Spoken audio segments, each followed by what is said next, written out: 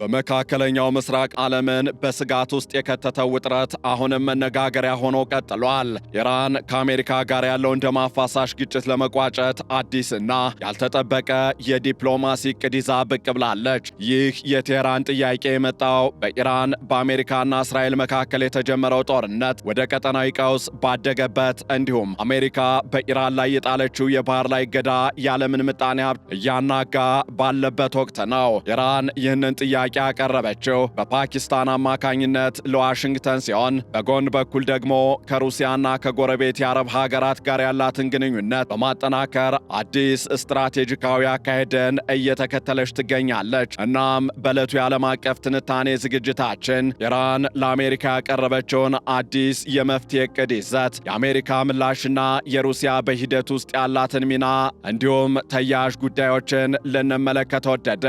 ከዓለም አቀፍ የትንታኔ ዘገባ ዝግጅቱ ጋር ታሪኩ ጋሹ ነኝ።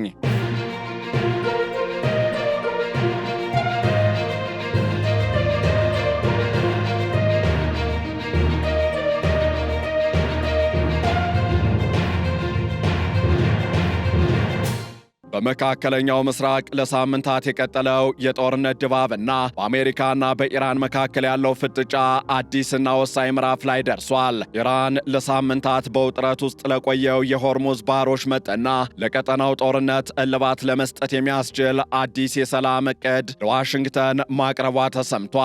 ይህ የኢራን ጥያቄ የቀረበው የውጭ ጉዳይ ሚኒስትሩ አባስ አራግቺ በሩሲያ በፓኪስታንና በኦማን ያደረጉትን ተከታታይ የዲፕሎማሲ ጉዞ ተከትሎ ሲሆን የቴህራን ዓላማ ከአሜሪካ ጋር ብቻ ከመነጋገር ይልቅ ቀጠናዊና ዓለም አቀፋዊ ኃይሎችን በማሳተፍ የዲፕሎማሲ አካሄዱን ማስፋት እንደሆነ ታይቷል። የኢራን አዲስ የሰላም ዕቅድና የድርድር ሐሳብ ዋና ማጠንጠኛ አሜሪካ በኢራን ላይ የጣለችውን የባህር ላይ እገዳ ካነሳች እንዲሁም ጦርነቱን ካቆመች፣ ኢራንን በበኩሏ ወሳኝ የደም ስር የሆነውና ቁልፍ መተላለፊያ የሆነውን የሆርሙዝ የባህር ወሽመጥን ዳግም ክፍት ለማድረግ ቃል መግባቷ ነው። ይህ ሐሳብ የቀረበው በፓኪስታን አደራዳሪነት ሲሆን በሁለቱ ሀገራት መካከል ያለው የጦርነት ስጋት ከፍተኛ ደረጃ ላይ በደረሰበትና የዓለም የነዳጅ ዋጋ በከፍተኛ ሁኔታ በናረበት ወቅት መሆኑ ጉዳዩን ዓለም አቀፍ ትኩረት እንዲስብ አድርጎታል። ከዚህ ባሻገርም የኢራን አዲስ የሰላም ሐሳብ ከዚህ ቀደም ከቀረቡት ጥያቄዎች የሚለየው የኒውክሌር ጉዳይን ለጊዜው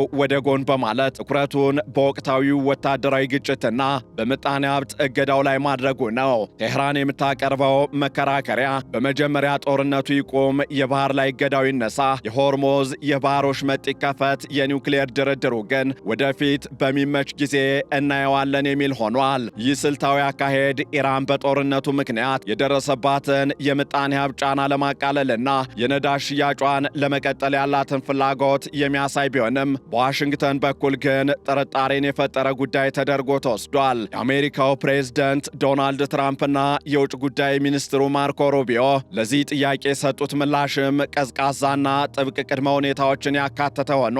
ዶናልድ ትራምፕ የቀረበው ሐሳብ የተሻለ ቢሆንም የኢራን የኒውክሌር ፕሮግራም እልባት ሳያገኝ የሚደረግ ማንኛውም ስምምነት ተቀባይነት እንደሌለው በግልጽ ተናግረዋል። በተለይም ማርኮ ሩቢዮ ኢራን የኒውክሌር መሳሪያ ባለቤት እንደማትሆን የሚያረጋግጥ ስምምነት ካልተደረገ በስተቀር የሆርሙዝ የባህር ወሽመጥን መክፈት ብቻውን በቂ አይደለም በማለት የዋሽንግተንን ጠንካራ አቋም አንጸባርቀዋል።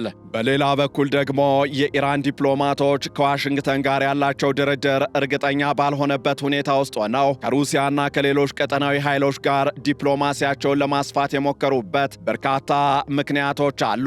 አንደኛው ምክንያት ኢራን ከ2015ቱ የኒውክሌር ስምምነት ወይም ደግሞ በምህጻረ ቃሉ ጄሲፒኦኤ መፍረስ የተማረችው ትምህርት እንደሆነም እየተገለጸ ይገኛል። በወቅቱ አሜሪካ ከስምምነቱ ስትወጣ ኢራን የቀጠናዊ ድጋፍም ሆነ ዋስትና የሚሰጣት ዓለም አቀፍ አጋር አልነበራትም። አሁን ግን ቴህራን እንደ ሩሲያ ያሉ ታላላቅ ኃይሎችን እንዲሁም እንደ ፓኪስታንና ኦማን ያሉ መካከለኛ አደራዳሪዎችን በማሳተፍ አሜሪካ ወደፊት ስምምነቱን ብታፈርስ እንኳን የሚከላከሉላት አጋሮችን ለማፍራት እየጣረች ትመስላለች።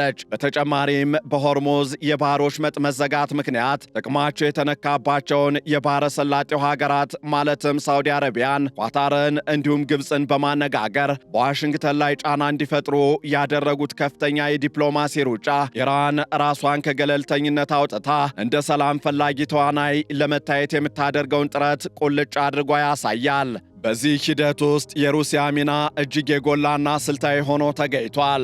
የኢራኑ የውጭ ጉዳይ ሚኒስትር አባስ አራግቺ በሴንት ፒተርስበርግ ከሩሲያው ፕሬዝደንት ቭላዲሚር ፑቲን ጋር ያደረጉት ውይይት ሩሲያ ለኢራን ያላትን ድጋፍ በድጋሚ ያረጋገጠችበት እንደሆነ ታይቷል። ፕሬዝደንት ቭላዲሚር ፑቲን የኢራን ሕዝብ ለሉዓላዊነቱ የሚያደርገውን ጀግንነት ያደነቁ ሲሆን ሩሲያ ለመካከለኛው ምስራቅ ሰላም አስፈላጊውን ሁሉ እንደምታደርግም ገልጸዋል። ኢራን የሩሲያን ዓለም አቀፍ ተጽዕኖ እንደ ጋሻ እየተጠቀመችበትም ይመስላል። ሩሲያ በተባበሩት መንግስታት ድርጅት የጸጥታው ምክር ቤት ያላትን ድምፅን በድምፅ የመሻር ስልጣን በመጠቀም በኒውክሌር ቴክኒካዊ ድጋፍ ላይ ያላትን ልምድና ከዋሽንግተን ጋር ያላትን ባላንጣነት ለቴህራን ትልቅ ዲፕሎማሲያዊ መደገፊያ ሆኗታል። በተለይም ሩሲያ የኢራንን የበለጸገ ዩራኒየም ወደ ግዛቷ ለማዘዋወር ያቀረበችው ሐሳብ ለኒውክሌር ድርድሩ አንዱ መፍትሄ ተደርጎ እየታየ ይገኛል። ቴህራን ሩሲያን እንደ ጂኦፖለቲካዊ ሚዛን መጠበቂያ በመጠቀም የአሜሪካን ወታደራዊና ምጣኔ ሀብታዊ ጫና ለመቋቋም እየሞከረችም ትገኛለች።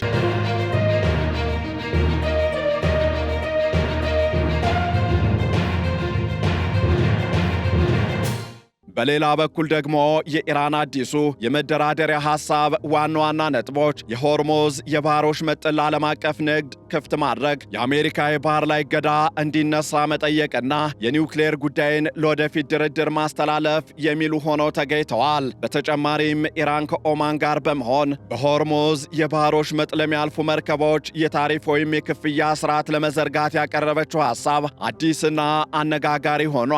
ይህ አዲሱ የመደራደሪያ ሐሳብ ከዚህ ቀደም ከነበሩ ስምምነቶች የሚለየው ኢራን የባህር ወሽመጡን እንደ መደራደሪያ ካርድ በይፋ መጠቀሟና አሜሪካን ወደ ድርድር ጠረጴዛው ለማምጣት የዓለምን ኢኮኖሚ ስጋት ላይ የሚጥለውን የነዳጅ ዋጋ መጨመር እንደ መሳሪያ መጠቀሟ ነው። የነዳጅ ዋጋ ጦርነቱ ከመጀመሩ በፊት ከነበረበት በ50 በመቶ በመጨመር በአንድ በርሜል $108 በላይ መሸጡ በዋሽንግተን ላይ በተለይም ከሚቀጥለውና ከመጪው የስልጣን ዘመን አጋማሽ ምርጫ በፊት ከፍተኛ የፖለቲካ ጫናን ፈጥሯል። ይሁን እንጂ ይህ ጥያቄ ፕሬዝደንት ዶናልድ ትራምፕን ያሳምናል ወይ የሚለው ጉዳይ አሁንም አጠራጣሪ ሆኖ ተገኝቷል። ዶናልድ ትራምፕ ኢራን የኒውክሌር መሳሪያ ሊኖራት አይገባም የሚለውን መሰረታዊ አቋማቸውን ለማላላት ዝግጁ አይመስሉም። የዋሽንግተን ባለስልጣናት እንደሚሉትም የኒውክሌር ጉዳይ ሳይፈታ የሆርሙዝ ባህር ወሽመጥን መክፈት ለአሜሪካ ዋነኛ የጫና መሳሪያዋን እንደማጣት ይቆጠራል።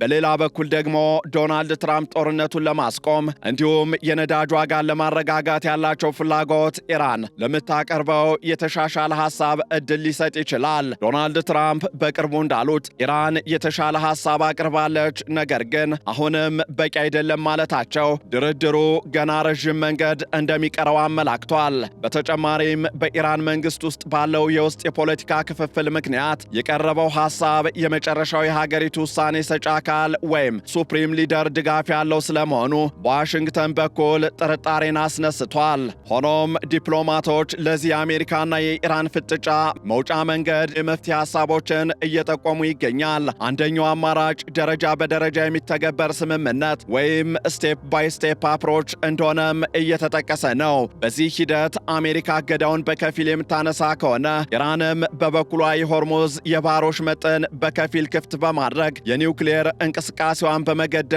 መተማመን መፍጠር ትችላለች። ሁለተኛው አማራጭ ደግሞ እንደ ቻይና ያሉ ሀገራትን ማሳተፍ ይሆናል።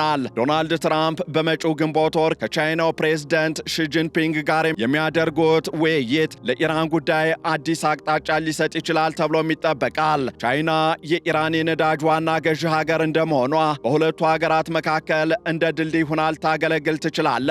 ሶስተኛው አማራጭ ደግሞ ቀጠናዊ የደህንነት መዋቅር ወይም ሪጂናል ሴኪዩሪቲ አርኪቴክቸር መዘርጋት ይሆናል። የባህረ ሰላጤው ሀገራት ሩሲያና አሜሪካ በጋራ ለሆርሙዝ የባህር ወሽመጥና ለቀጠናው ሰላም ዋስትና የሚሰጥ ስምምነት ላይ መድረስ ከቻሉ ግጭቱን በዘላቂነት መፍታት ይቻላል። ይህ በእንዲህ እንዳለ በመላው ዓለም ያሉ መሪዎች ለዚህ ቀውስ ያላቸው ምላሽ ግን የተለያየ ሆኗል።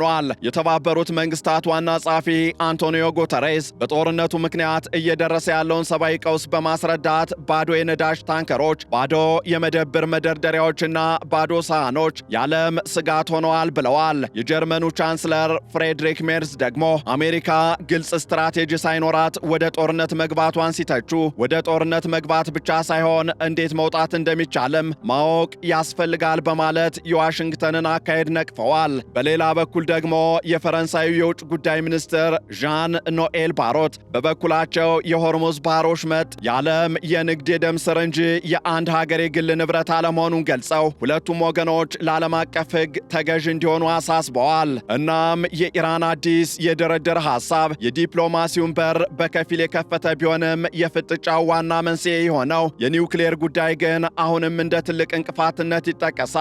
ቴህራን የዲፕሎማሲ አድማሷን በማስፋት ከሩሲያና ከጎረቤቶቿ ጋር ያላትን ግንኙነት ማጠናከሯ ከዋሽንግተን ጋር ለሚደረገው ድርድር ትልቅ አቅምን ይፈጥርላታል። ሆኖም ግን የትራምፕ አስተዳደር ከኒውክሌር ነፃ የሆነች ኢራን የሚለውን ጥብቅ አቋሙን እስካላላላ ድረስ የሆርሙዝ የባህር ወሽመጥ ውጥረትና የቀጠናው ጦርነት በቀላሉ ልባት ያገኛል ተብሎ አይታሰብም። በመጪው ግንቦት ወር የሚጠበቀው የትራምፕ የቻይና ጉዞና የአሜሪካ የጦርነት ስልጣን ገደብ ወይም ዋር ፓወርስ ሪዞሉሽን ቀነ ገደብ ለዚህ ቀውስ ቀጣይ አቅጣጫ ወሳኝ ምላሽ የሚሰጡ ይሆናሉ። እስከዚያው ግን ዓለም የነዳጅ ዋጋንና የዲፕሎማሲውን እንቅስቃሴ በከፍተኛ ትኩረት መከታተሉን ይቀጥላል። በአጠቃላይ የኢራን ስትራቴጂካዊ እርምጃ አሜሪካን በሁለት ምርጫዎች መካከል እንድትወድቅ አድርጓታል። ወይ የኒውክሌር ጉዳይን ለጊዜው ትታ የዓለምን ምጣኔ ሀብት ከውድቀት ለማዳን የሆርሙዝ ባህር ወሽመጥን የሚያስከፍት ስምምነትን መቀበል ወይም ደግሞ ጥብቅ ማዕቀቧን በማስቀጠል ለረዥም ጊዜ ለሚቆይ የምጣኔ ሀብትና ወታደራዊ ፍጥጫ ራሷን ማዘጋጀት። ኢራን በበኩሏ ሩሲያን እንደ ጀርባ አጥንት፣ ፓኪስታንን እንደ ልሳን፣ ኦማንን ደግሞ እንደ መድረክ በመጠቀም በዲፕሎማሲው መስክ የላቀ ውጤት ለማምጣት እየጣረች ትገኛለች። ይህ የዲፕሎማሲ ቼዝ ጨዋታ ውጤቱ ምንም ይሁን ምን ለመካከለኛው ምስራቅ ብቻ ሳይሆን ለዓለም አቀፉ የፖለቲካና የምጣኔ ሀብት ስርዓት አዲስ መልክ እንደሚሰጥ ጥርጥር የለውም። የታሪክ ምሁራንና የፖለቲካ ተንታኞች እንደሚሉት አሁን ያለው ሁኔታ ከጦርነት ይልቅ የዲፕሎማሲው ትግል የሚከብድበት ወቅት ላይ እንገኛለን። የኢራን አዲሱ የድርድር ሐሳብም የመጨረሻው የሰላም መጀመሪያ ይሁን ወይም አዲስ የውጥረት መንደርደሪያ በሚቀጥሉት ጥቂት ሳምንታት የሚታይ ይሆናል። ይህንን ዓለም አቀፍ ትንታኔ ስናዘጋጅ ሲኤንኤን፣ ቢቢሲ እንዲሁም ሮይተርስን በዋቢነት ተጠቅመናል።